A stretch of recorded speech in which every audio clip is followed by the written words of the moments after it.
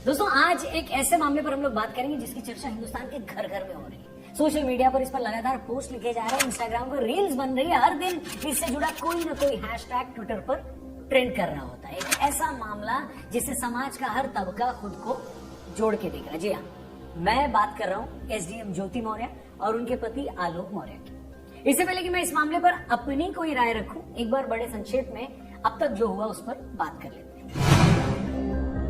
प्रयागराज की ज्योति मौर्य और आलोक मौर्य की शादी 2010 में हुई।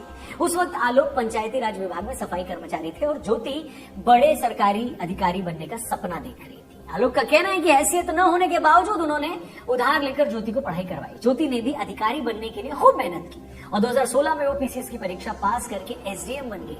आलोक का इल्जाम है कि एसडीएम बनते ही ज्योति का रवैया बदल गया, वो उन्हें नीची निगाहों से देखने लगी। इस बीच 2020 में ज्योति की फेसबुक पर मनीष दुबे नाम के एक शख्स से दोस्ती हुई। मनीष गाजियाबाद में होमगार्ड कमांडेंट के पद पर है। आलोक का कहना है कि इसके बाद ज्योति और मनीष एक दूसरे के प्यार में पड़ गए, वो एक दूसरे से प्यार करने लगे। आलोक को जब दोनों के प्यार का पता लगा तो ज्योति भड़क गई, वो उनके परिवार को गाली देने लगी और दोनों बच्चियों को लेकर अलग रहने लगी। आलोक का कहना है कि ज्योति उन्हें बच्चों से भी नहीं मिलने दे रही है, अपने पद का इस्तेमाल कर उसे नौकरी से निकालने की कोशिश कर रही है, उनसे उनके परिवार पर दहेज का केस करवा दिया है। यही सब बातें आलोक ने रोते हुए मीडिया के सामने बताई तो पूरे देश में आलोक के लिए हमदर्दी का सैलाब उमड़ पड़ा।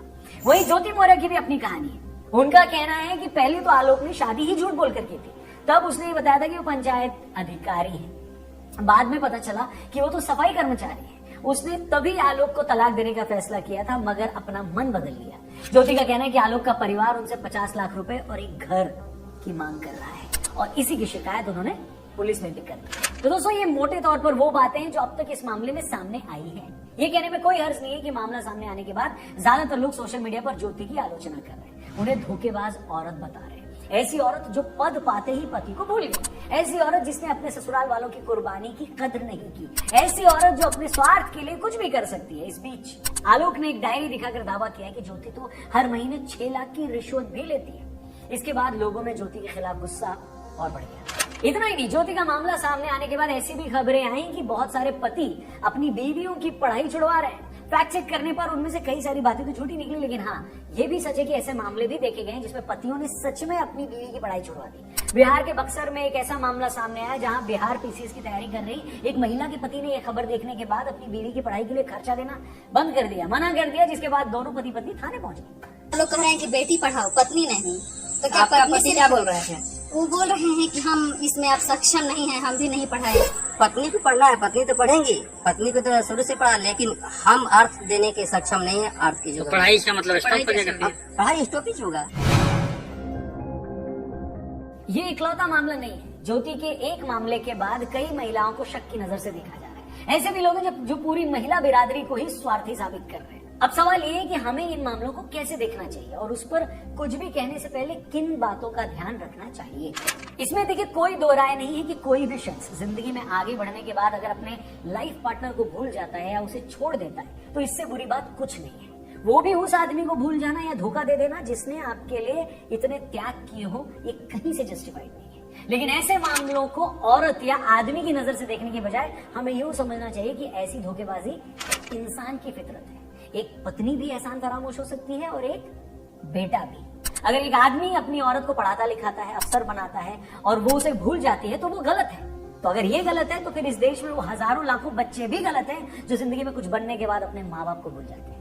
इस प्रोग्राम को देखने वाले मैं उन लाखों लोगों से पूछना चाहता हूँ कि क्या जिंदगी में उन्होंने एक ऐसा आदमी नहीं देखा जो कुछ बनने के बाद अपने माँ बाप से दूर चला गया हो, उनकी परवाह न करता हो, माँ बाप को उनके हाथ पर छोड़ दिया हो। ज्योति मौर्य का तो एक मामला सामने आया है। मर्दों की बेवफाई और धोखेबाजी के किस्सों से तो पूरा इतिहास भरा पड़ा है। अब कुछ दिन पहले एक औरत ने पति की बेवफाई से तंग आकर अपने बच्चों के साथ ट्रेन के आगे कूदकर जान दे दी। ऐसे कितने मामले हैं जहां औरत के सामने या मोटे होने पर उसके पति ने उसे छोड़ दिया। बीवी घर पर बच्चों को संभालती है, खाना बनाती है, पूरा घर संभालती है और कितने ही मर्द बाहर मौका मिलते ही अफेयर चला लेते हैं। अगर मर्द का अपनी बीवी को पैसे देकर पढ़ाना उसका बलिदान है तो घर की खातिर औरत का नौकरी न करना, बच्चों की खातिर घर पर ही रह जाना भी बलिदान है। पैसे वाला बलिदान तो फिर भी छोटा है, लेकिन कई औरतों ने तो परिवार के लिए पूरे के पूरे करियर से समझौता कर लिया है। सिर्फ अपनी गृहस्थी चलाने के लिए अपनी सारी पढ़ाई लिखाई ताक पर रखकर घर पर रहने का फैसला कर लेती हैं औरतें।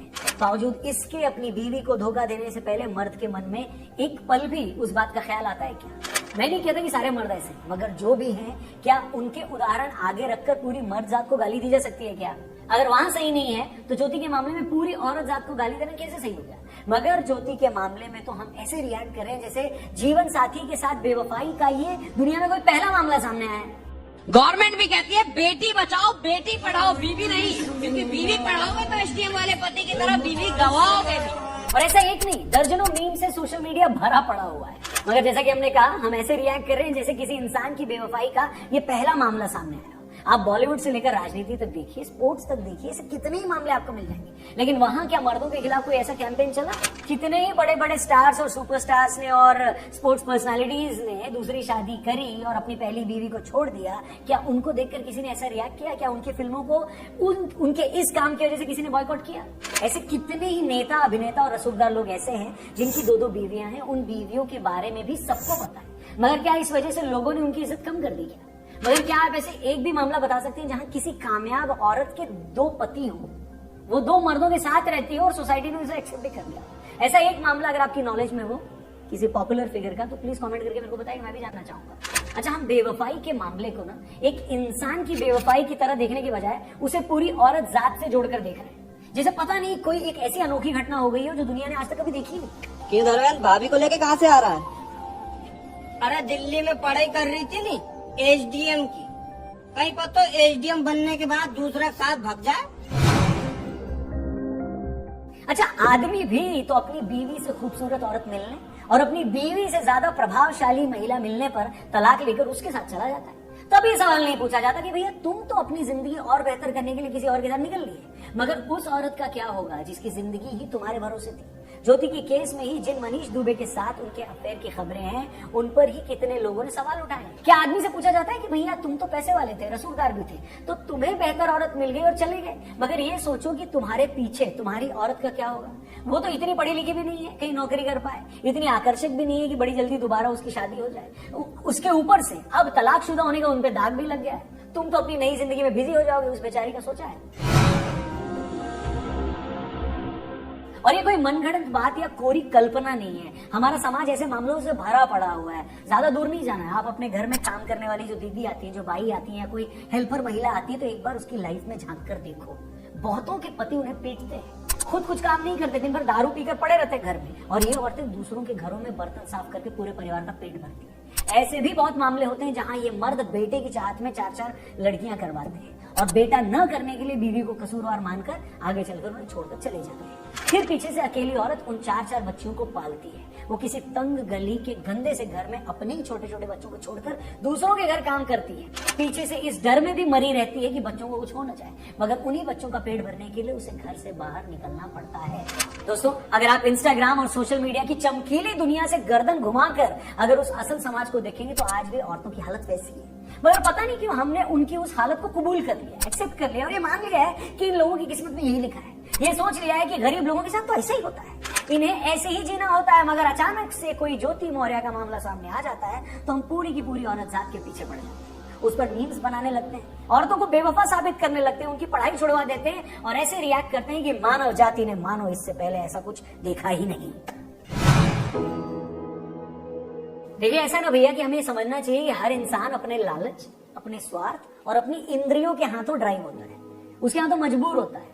आप भी, मैं भी, हम लोग, सब लोग, हम सभी का ऐसा बहुत कुछ करने का दिल करता है जो कि ये सोसाइटी ठीक नहीं मानती, जो मॉरल भी नहीं है, समाज के हिसाब से सही नहीं है। हम अक्सर खुद को उन चीजों को करने से रोकते भी हैं, मगर कभी कभी हम मजबूर होकर ऐसा कुछ कर जाते हैं जो ठीक नहीं होता। और ये गलत हर किसी से हो सकता है, आदमी से भी, औरत से भी। आदमियों की इमोरलिटी या धोखेबाजी से ये सोसाइटी सहज हो चुकी है, क्योंकि वो पैसा कमाने बाहर जाता है ना, आदमी किसी पर निर्भर नहीं होता, इसलिए एक वक्त बाद वो बेखौफ हो जाता है। आदमी को लगता है कि हाँ, मैं ये कर सकता हूं, मेरा कोई क्या ही बिगाड़ लेगा, मैं तो बाहर कमाने जाता हूं। लेकिन ज्यादातर औरतें हैं चूंकि मर्दों पर निर्भर होती है, इसलिए उन्हें इस बिगाड़ का डर रहता है। मगर जब औरत भी आदमी की तरह पावरफुल हो जाती है तो वो भी ऐसा कर जाती है। अच्छा, अपनी चाहत के लिए इमोरल हो जाने का जो संबंध है ना, वो किसी आदमी या औरत होने से नहीं है, उसके बेखौफ होने से। और जब इंसान अपने पैरों पे खड़ा हो जाता है, पैसे के लिए किसी पर निर्भर नहीं होता, तो फिर अपनी गलत चाहत पूरी करने के लिए भी बेखौफ हो जाता है, उसे किसी का डर नहीं रहता। अच्छा, हम ये नहीं कह रहे कि कोई ऐसा कर रहा है तो वो ठीक है, फिर चाहे वो आदमी हो या औरत, लेकिन ये दुनिया ऐसी ही है, यहाँ हर तरह के लोग होते हैं। यहाँ ऐसे भी लोग हैं जो अपने फायदे के लिए अपने सगे माँ बाप का बुरा कर देते हैं, लेकिन यहाँ ऐसे भी लोग हैं जो दूसरों के फायदे के लिए खुद को बर्बाद कर देते हैं। यहाँ ऐसे भी अपने हैं जो परायों से भी ज्यादा पराये हैं, और यहाँ ऐसे भी बेगाने हैं जो आपको आपके अपनों से भी ज्यादा प्यार देते हैं, आपके लिए वो कर जाते हैं जो आपके सगे भी कभी ना कर पाए। और इसी दुनिया को देख समझकर हम भी ये सीख सकते हैं कि हमें क्या होना है और क्या नहीं होना।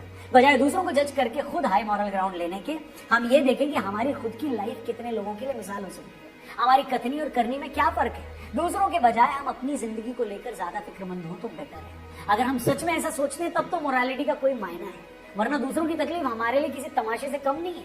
अच्छा, वो हमारे लिए कोई सोशल प्रॉब्लम नहीं है दूसरों की तकलीफ, बल्कि हमारे अगले मीम का मटीरियल है। इस वीडियो का मकसद कतई किसी की गलती को डिफेंड करना नहीं है, फिर से मैं बता दूं आपको, किसी की गलती को हम डिफेंड नहीं कर रहे हैं, मगर इतना जरूर है कि किसी एक घटना से पूरी की पूरी बिरादरी को भी नीचा नहीं दिखाना चाहिए। और गलतियों की अगर बात हो रही है तो फिर सबका हिसाब होना चाहिए। इस मुद्दे पर आपकी क्या राय है? कमेंट सेक्शन खुला हुआ है, प्लीज अपने नाम के साथ जरूर बताइएगा कि आप ये वीडियो देख कहां से रहे हो, और वीडियो अगर आपको सही लगी